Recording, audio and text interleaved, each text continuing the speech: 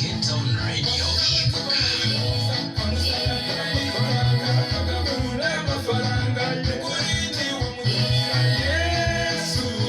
Numugabo Udahemuka.